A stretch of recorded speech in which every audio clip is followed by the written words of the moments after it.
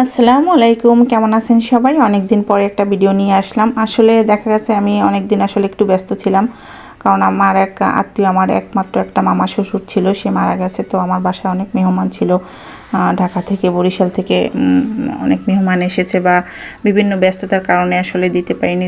দেখা যাচ্ছে সেখানে গিয়েছি, আবার বাসায় অনেক লোকজন থাকলে দেখা যায় ভয়েস দেওয়া যায় না। তো সব মিলিয়ে আর কি একটু মানে ব্যস্ত হয়ে পড়েছিলাম, যার কারণে ভিডিও এডিট করে রেখে দিয়েছি ঠিকই, কিন্তু ভয়েস দেওয়ার মতো ওরকম পরিস্থিতি আর কি আমার বাসায় হয়নি।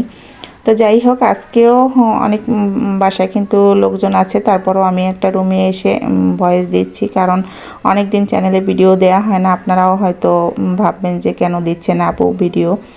তো যাই হোক, ভিডিও আমি দিয়ে যাচ্ছি, তারপরও মানে দেখা না দেখা সেটা একমাত্র আপনারাই ভালো বলতে পারবেন, যে লাইক শেয়ার কমেন্ট না থাকলে আসলে মন ভালো লাগে না। তো আমি আসলে একটা অভ্যাস হয়ে গেছে যে ভিডিও তো আমার দিতেই হবে, যেহেতু আমি চ্যানেলটা এতদিন আমার মায়া হয়ে গেছে চ্যানেলের জন্য। তো এই যে এই কেকটা ছিল 1.5 পাউন্ডের একটা ভ্যানিলা ফ্লেভারের কেক, আর কেকটা আমি 2টা স্লাইস করে নিয়েছি, আর উপরের কিছু আঁকাবাঁকা অংশটা কেটে ফেলে দিয়েছি, যেটা আমার মেয়ের আর কি অনেকেই জিজ্ঞেস করে যে কীভাবে আপু ওই যে উপরের অংশটা কি করেন, আপনারা কি ফেলে দেন বা কী করেন। আসলে ওটা উপরের অংশটা কিন্তু ক্রিমের সাথে উঠে যায়, ক্রিমটা যখন আমি অ্যাপ্লাই করব তখন ক্রিমের সাথে কিন্তু ওই উপরের ওই অংশটা উঠে যায়, তো যার কারণে ওটা উঠিয়েই ফেলতে হয়, কারণ ওটা একটা আলগা একটা প্রলেপের মতো পড়ে। তো এই কারণে মানে কেকের স্লাইসের জন্য উঠাতে হয়। তো উঠানোর পরে আর কি ওটা আমার মেয়েরা খেয়ে ফেলে, কারণ ওটাও তো কেকের এই একটা অংশ, আর ওদের কাছে খুব ভালো লাগে। ওরা ক্রিম দিয়ে একদম রোলের মতো করে তারপরে একদম খেয়ে ফেলে, খুবই মজা করে খায় এটা, আর ওরা দাঁড়িয়ে থাকে এটা নেয়ার জন্য কে খাবে আজকে। তো এরকম আমি দেখিয়ে দিব আপনাদেরকে যে শেষের দিকে যে কিভাবে ওরা খাচ্ছে এগুলো। এই যে দেখুন, এটা ফ্রিজে আর কি রেখে দিয়েছে, ওরকম করে তারপর ক্রিম দিয়ে খাবে। তো যাই হোক, এই যে 2টা স্লাইস করে কেকটা আমি ক্রাম কোট করে নিয়েছি। এখন আমি হোয়াইট কালারের একদম ক্রিমটা দিয়ে তারপরে ফিনিশিংটা দিব। আর এই কেকটা খুবই সিম্পলের মধ্যে ছিল, আর এরকম ডেকোরেশনের আগে আমি কখনো করিনি। কেকটা ছিল বো দিয়ে করা, আর বো কেক কখনো আমি করিনি এর আগে, আমার কাছে অর্ডার আসেনি, তো এভাবে করাও হয়নি। আর বো তৈরি করাটাও আমার কাছে একটু ঝামেলা মনে হয়, আর এই ফার্স্ট টাইম করেছি বো দিয়ে, তো প্রথমবারের মতো আর কি খুব ভালো হয়নি, আর ওইভাবে করতে পারিনি যে মানে কীভাবে বুঝতে পারিনি, যেহেতু প্রথমবার করেছি, যে বো কতগুলো দিলে ভালো হবে বা কীভাবে দিলে ভালো হবে। তো প্রথমবার করেছি, এই জন্য আসলে একটু এদিক ওদিক হয়েছে। তো দেখা যায় সেকেন্ড যখন করব তখন আবার এর থেকে একটু ভালো হবে। তো কেকটা ছিল মানে 1.5 পাউন্ডের ভিতরে।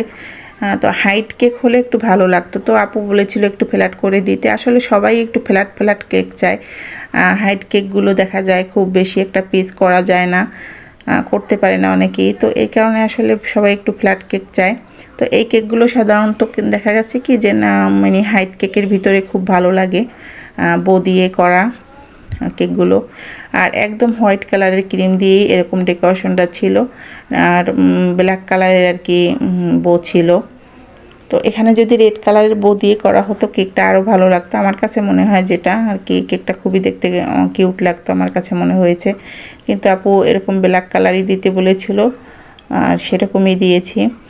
আর এই ধরনের বো কেকের কিন্তু একটু প্রাইস বেশি হয়ে থাকে, কারণ এই বউগুলো তৈরি করা, তারপরে এগুলো কিনে আনা, সব কিছু মিলিয়ে দেখা যায় প্রাইসগুলো কিন্তু একটু বেশি পড়ে, কারণ এগুলো বউগুলো তৈরি করতে আমাদের অনেক টাইম চলে যায়, আর একটু ঝামেলাও এই কেকটা কিন্তু একটু ঝামেলাও, যে বউগুলো রেডি করা ঠিকঠাক মতো, সবগুলো সমান হতে হবে, তারপরে বোর জন্য যে এই রিবনটা কিনতে হয়।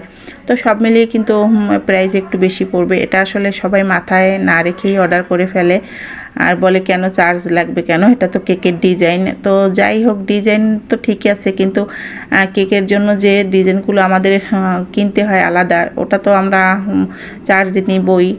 আর যেটা দেখা যায় ক্রিম দিয়ে আমরা করতে পারি চার্জ ছাড়া, সেটা তো আমরা করে দিই, সেখানে তো আমরা চার্জ অ্যাড করি না। কিন্তু যেগুলো আমাকে বাড়তি কিনতে হবে সেগুলোর তো চার্জ অ্যাড করতে হবে।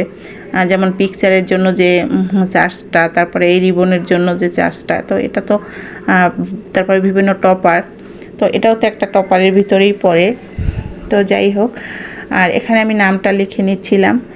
আর কেকটা প্রথমে আমি এই রিবনগুলো মানে একদম বেশি করে দিয়েছিলাম, পরে কিন্তু আমি রিবনটা শেষের দিকে উঠিয়ে নিয়েছিলাম, কিছু কিছু উঠিয়ে তারপরে আমি কয়েকটা পিকচার তুলেছিলাম আর কি, যেটা ভিডিওর ভিতরে দেখাইনি, কারণ আমার কাছে মনে হচ্ছিল যে বেশি একটা হিজিবিজি মনে হচ্ছে।